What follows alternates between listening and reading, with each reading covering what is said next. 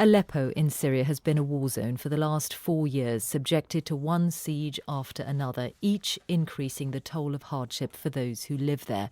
And there are still 2 million people doing just that. How is it possible to continue with daily life in those conditions? During the Bosnian War in the 1990s, Sarajevo was under siege and bombardment for 3.5 years. The playwright Haris Pasovic lived through that time, and he's been speaking to us about what a siege is like for the civilians of a city.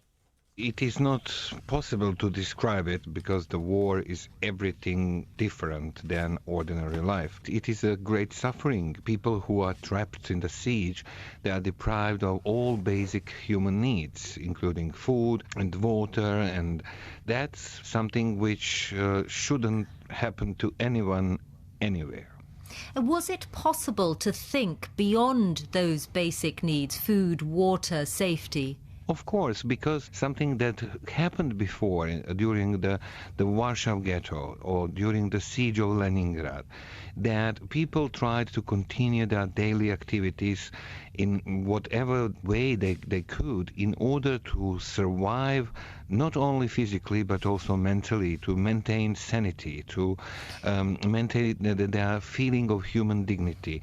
That involved culture, which was a really big phenomenon during the siege of Sarajevo.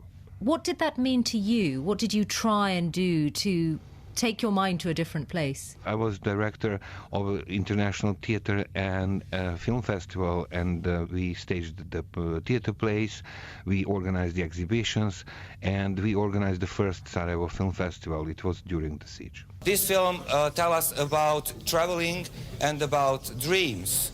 And it means about freedom. And this festival in Sarajevo tells us that freedom exists even beyond the end of the world. Thank you very much. Enjoy the film.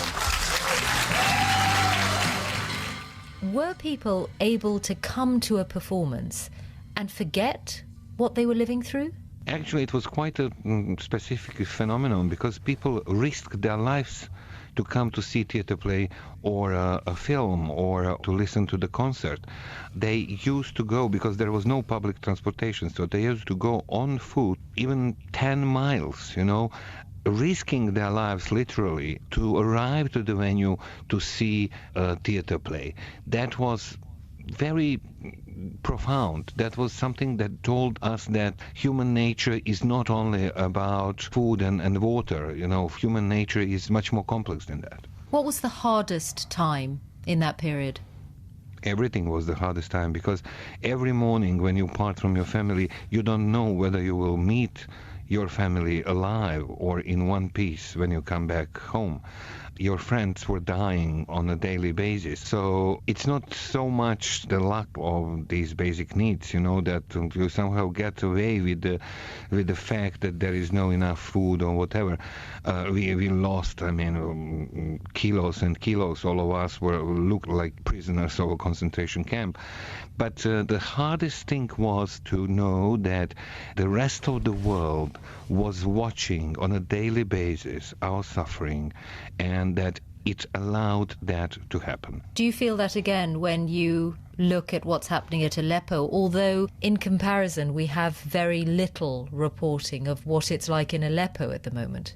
I'm devastated, by this situation, because I can imagine how it is for the people. And it is frightening that actually this is the first war that journalists gave up on it. I can prove that journalists liberated Bosnia. International journalists were reporting on a daily basis, including BBC journalists, including Alan Little, who was there sharing, the fate and risking his own life, or Martin Bell.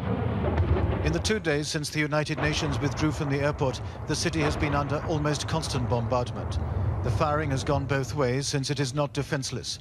But we have watched as the Serbs, in effect, walked their mortar fire across Sarajevo and onto the old town.